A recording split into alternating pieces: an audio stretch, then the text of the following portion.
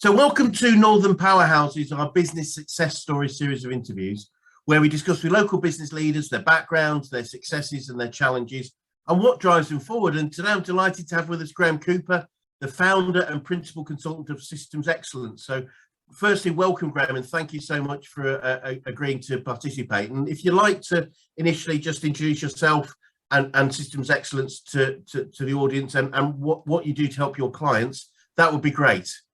Okay, well, myself, I've got a background in manufacturing for large corporates. So I had a 40+ year career working for Vickers, for DuPont and for Agfa latterly. Wow.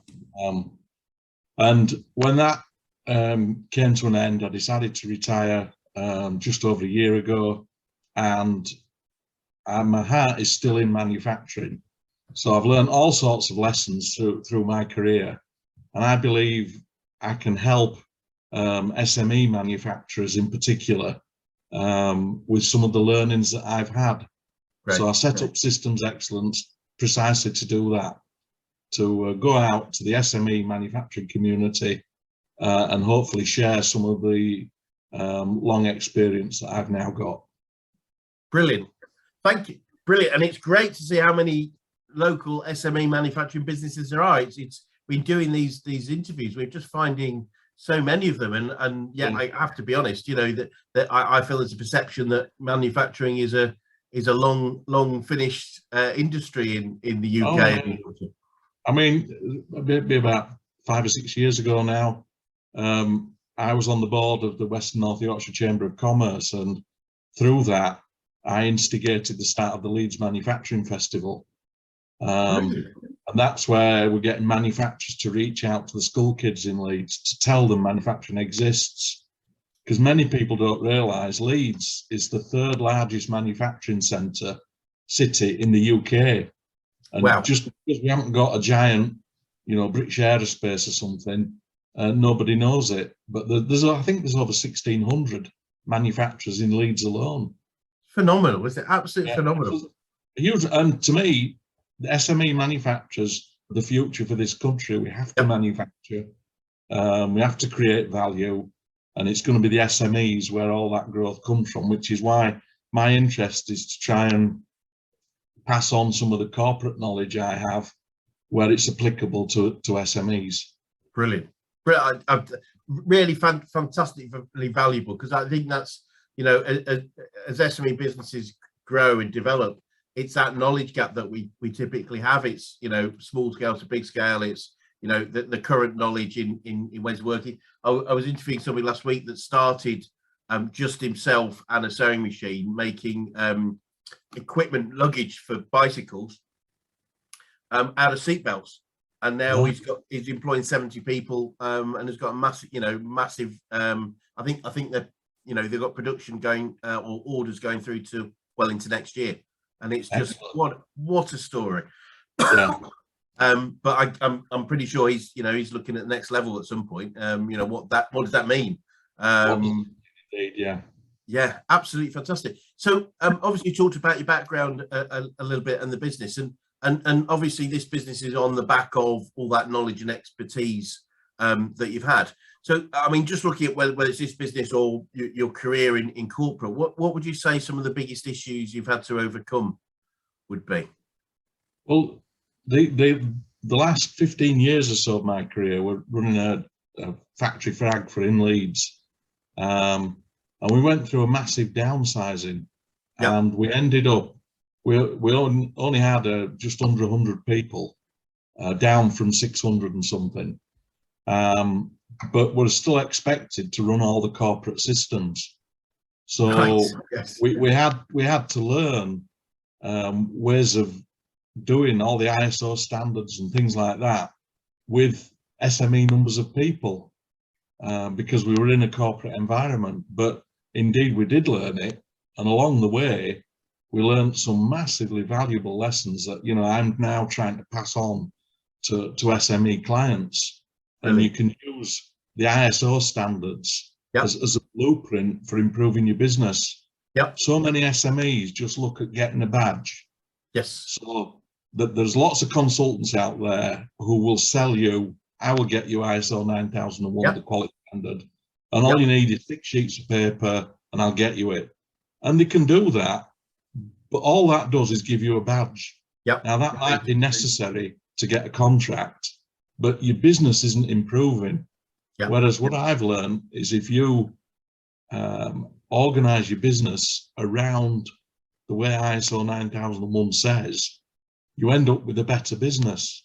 Brilliant. Because these standards don't come from nowhere. Take ISO 9001, there's an international panel of quality experts, 80 odd of them have written that standard. So if you follow their advice that's in the standard, it's like getting 80 international consultants into your organization. What SME can afford that? Well, none, but you can do it by proxy if you follow the standards. And that's something I'm really quite passionate about. And it's a very hard message to get across because most SMEs can't see the value that they will get from improving the management system. But the sort of business you're talking about there who's grown rapidly, that's exactly who needs to get a really good management system in place to manage the growth. Yep. Well, I'll make sure I send a recording of this to him if that makes sense. Be good to see his thoughts. And I have to ask this question because this will show my ignorance, I'm sure completely. So AGFA for me is primarily film, which I would imagine over time has reduced its market. What other things do AGFA do? Yeah, well, the AGFA factory in Leeds made lithographic printing plates, which were aluminium that we electrochemically treated and that are used to print newspapers, magazines, books that are consumable in the printing industry. Yep. So there's a side of AGFA called AGFA Graphics. It's about 50% of the business. It's primarily supplying to printers. Right. And they do amongst other things these days. There's inkjet printers 3 meters wide, that will print a poster in one go. So that's a big area.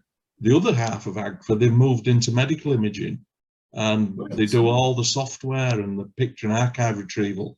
So the film is still there, but it's a tiny rump, and it's film that people know AGFA for, but they hardly make any of it now. Exactly. It's just interesting how the brand name is that is what I would associate with, and it's just great to see. I think I remember somebody telling me, I think it's Pirelli obviously make tires, and that's what we associate with, but I think because they were involved in laying underwater cables for I think telecommunications, they've got the biggest collection of maps of the undersea setup, certainly in the Mediterranean, and you just go, well, what's that going to do with that? That's brilliant. So obviously, I mean, I'd just love to tap into your career, and what are some of the biggest learnings you've had over that career in business and in life? Right. Well, there's a lot of learnings. There's a hell of a lot. I'm sure. No. One thing that the AGFA factory in Leeds was considered a best practice factory, and we used to host visits of other companies to come and see how it was done. And when that happens, it makes you stop and think about why things are as they are. And I was lucky. I was the head of the plant. I had a fantastic management team, and a fantastic set of first-line supervisors, and that's what allowed us to have absolutely excellent results with SME numbers of people. Yep. And people ask me who came to visit, why have you got these great managers and supervisors and that? And when I thought about it, it all stemmed back to DuPont. When DuPont owned us, and we were much bigger then, we had nearly 1,000 people when DuPont first took us. They introduced health and safety management, and they used that to sort out managers who could manage safety. Yeah. In fact, it sounds a very dry subject, but to manage safety, you have to manage human behavior. And if you can manage human behavior, you can manage anything. Yes. And so by filtering the managers and the supervisors through this health and safety initiative, not only do you get fantastic health and safety, I mean, at AGFA, we went 1.5 million exposure hours without getting a single injury. Now that's a good result. That sounds Not many businesses will achieve that.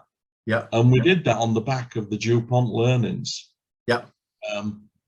But that's something that I've spoke to a few clients. Nobody's gone for it yet, but I'm quite happy to introduce the DuPont style system to develop a management team.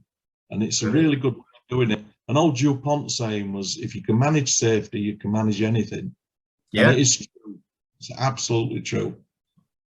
So health and safety management is another sort of string to the bow that I'm happy to talk to companies about. Yes. And these days, it's increasingly important because the HSE have got huge fines that they can levy on companies for injuries.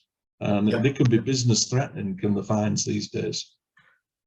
Without a doubt, there's so many. I mean, it is a bit of a minefield, isn't it, with the fines and the laws that are in place, which especially in the manufacturing world, where you've got potentially big bits of machinery flying around everyone's ears. In a lot of manufacturers, you've got the ability to really seriously injure people if you do it wrong. Yeah, you know, and you've got to protect your workforce. Yeah. So that's the other lessons. You're talking about lessons.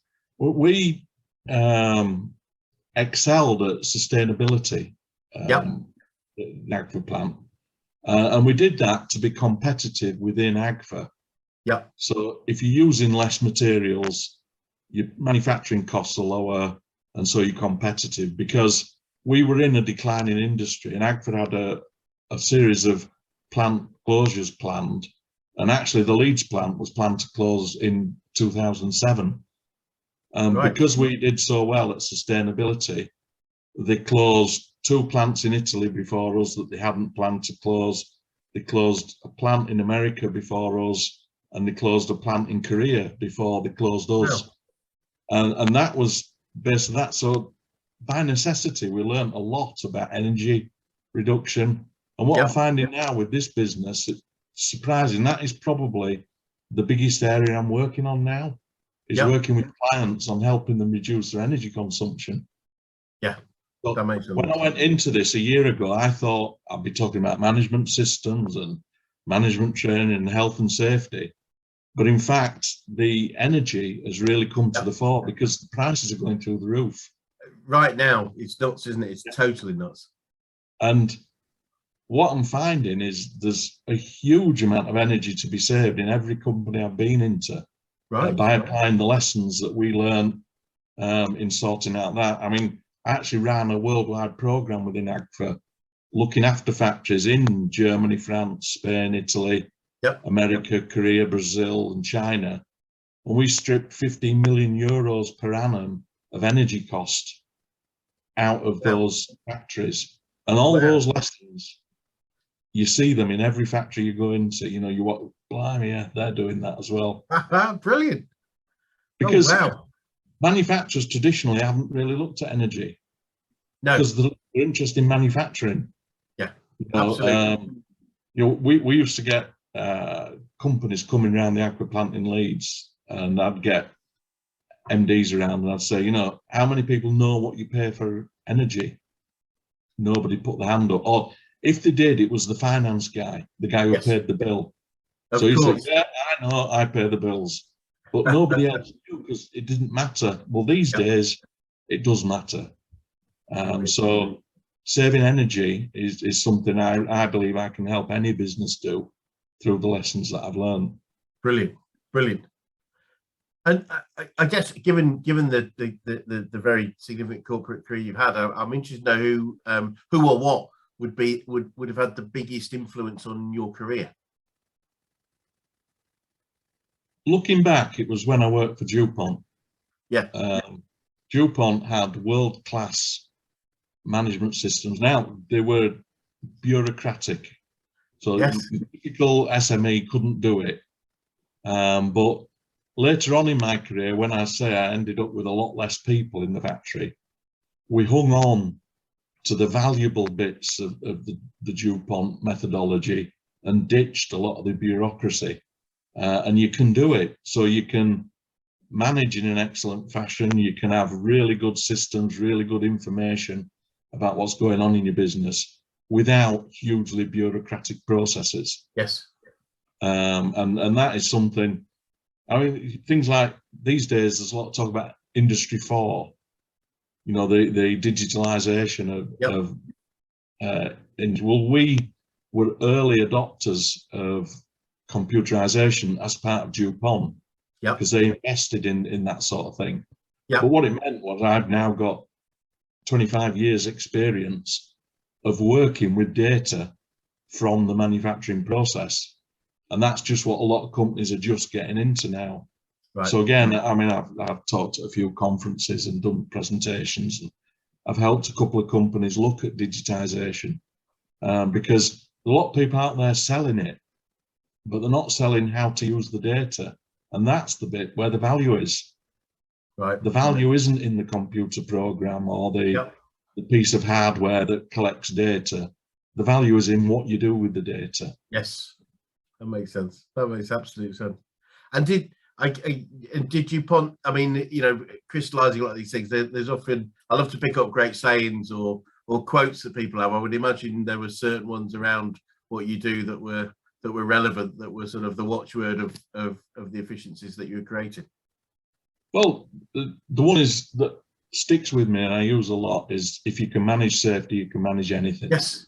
Yeah. And that, you know, that really does ring true. And that's the one that I've held on to. The other one, when people used to complain in the factory that DuPont were always changing things, introducing something new, doing something new. And the phrase that sums that up, which I like and I repeat often, is, if you always do what you always did, you'll always get what you always got. Brilliant. The only way you can improve is to change something.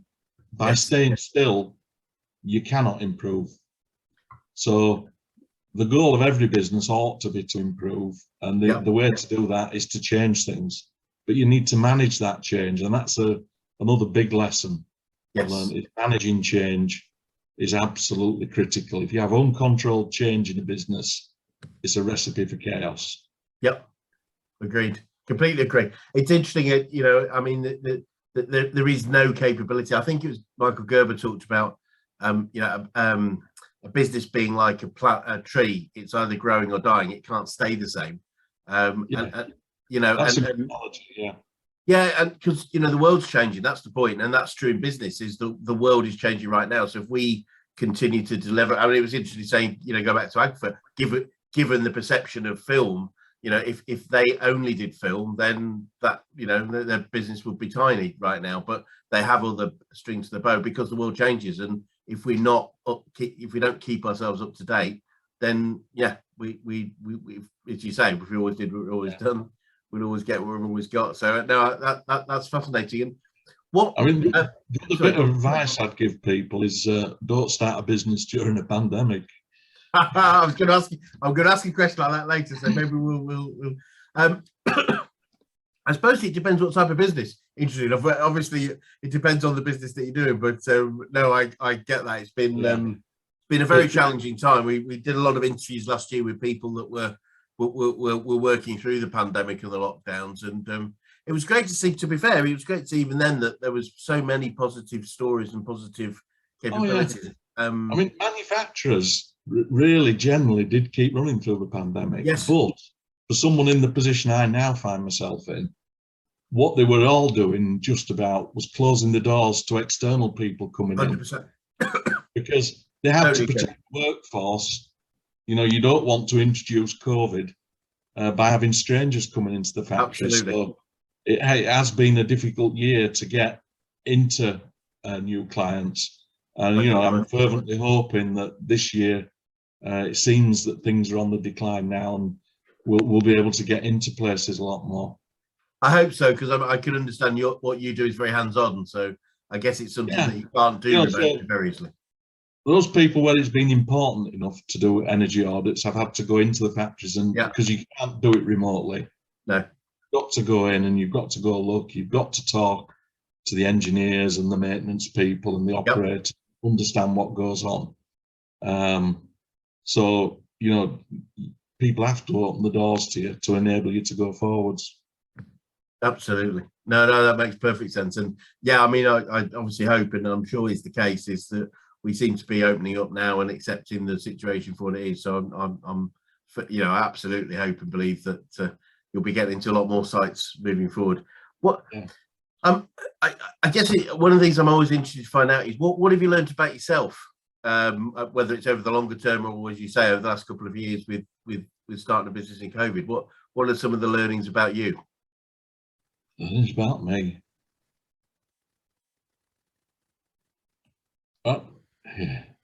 When I reflect, I realise that right through my career, I have been watching how people behave and trying to learn the lessons from bad managers you've had, thinking, right, I'm not going to do that.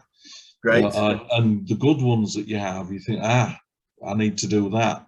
And really, where I finished my career as a leader, and I believe I finished it successfully, was a culmination of learning from the good and the bad that you've been exposed to through the previous 40 years.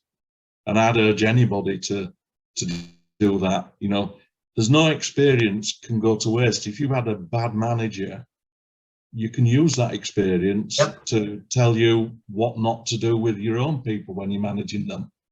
You know, and if you've had a good one, use that as well. Absolutely. So no experience needs to be wasted. And I hadn't realised how much I was taking in until later on in my career, when people used to pose to me, you know, how did you know to do that? And how did you do this? And you think, well, yeah, I learned the lessons from watching other people. Brilliant. But there was sort of, so yeah, that's wonderful. That's fascinating. So I guess looking forward, you mentioned obviously the pandemic and coming out of lockdown stuff. What does the future look like for you and Systems Excellence, and what challenges might you be facing? Well, with me, it's just a matter of making contact with things. And one of the difficulties you've got is that many SME manufacturers are so absorbed in the business, they don't lift their heads up and look around. Yep. You know, so, and I don't know the answer to that one, because they're often the people who are so consumed, they're partly consumed because they don't have the right systems in place within the business. Yep. And they could give some help and some support, but they don't realise it. So my challenge is how to reach them, you know, so I'm trying to do what I can. I do what I can on social media.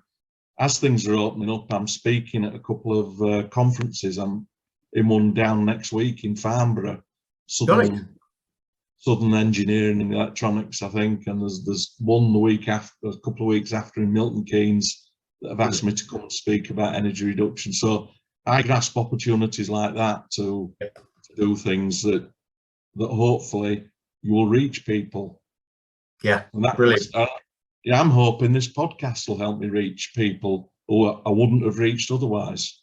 Me too, I really do. And I'd say I know 2 or 3 manufacturing companies that some I work with, some I know reasonably well. I'll make sure they at least get the link. I can't say definitely watch it, but we'll send them the link. Make sure they've got it and just see. But no, it's a really sensible message. I mean, we, you know, in my organisation, we've got a sort of a 6-step process to building a great business, and one of the steps you'll be pleased to know is what we call leverage, which is about systemization. You know, we and that's across any sort of business. It's not just a manufacturing, but it's bang on. If we don't have systems in place, people don't know what to do, how to, you know, the best way of doing it, how we want it done this way, and we don't have a basis for training people. So we just get more people wondering what to do next and how to do it, and that's just a recipe for chaos, as I think you mentioned earlier.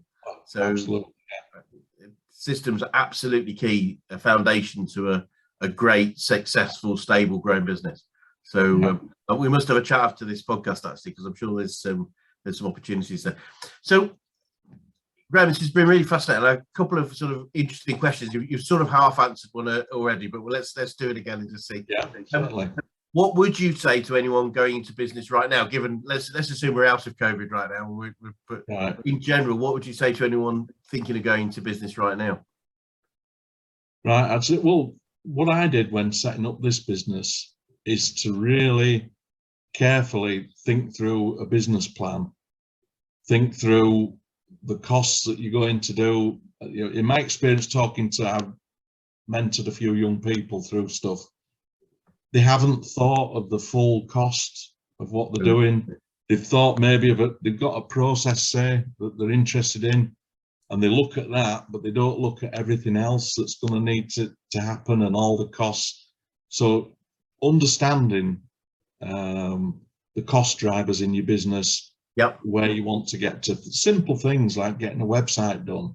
You know, if you're going to employ a marketing company to do some social media for you, you need to get quotes, you need to build that into your plan.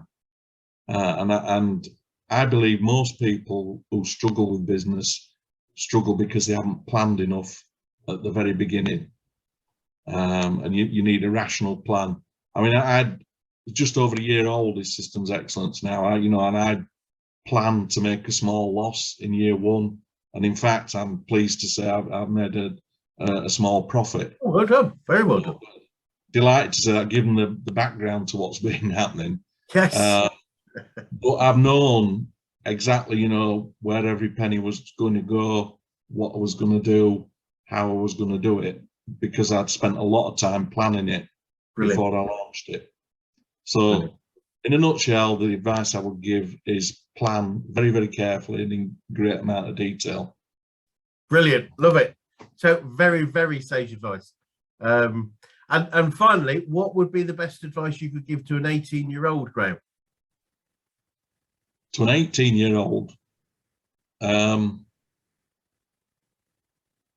I would say, if you can, get into manufacturing. There's more job satisfaction in manufacturing than I think any other sphere you could work in, perhaps. Well, maybe medicine might give you more.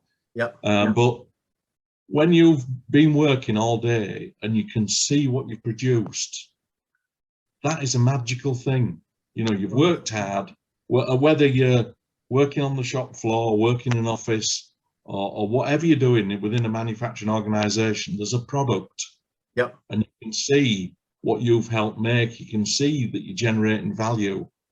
You know, and I'm not saying if you work in an insurance office, you're not doing anything valuable, but it's not as tangible. Yeah.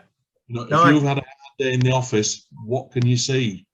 No doubt you have had a hard day. Whereas in manufacturing, it's a very special thing to see what you've helped produce. Deeply satisfying. And everybody I speak to in manufacturing feels the same.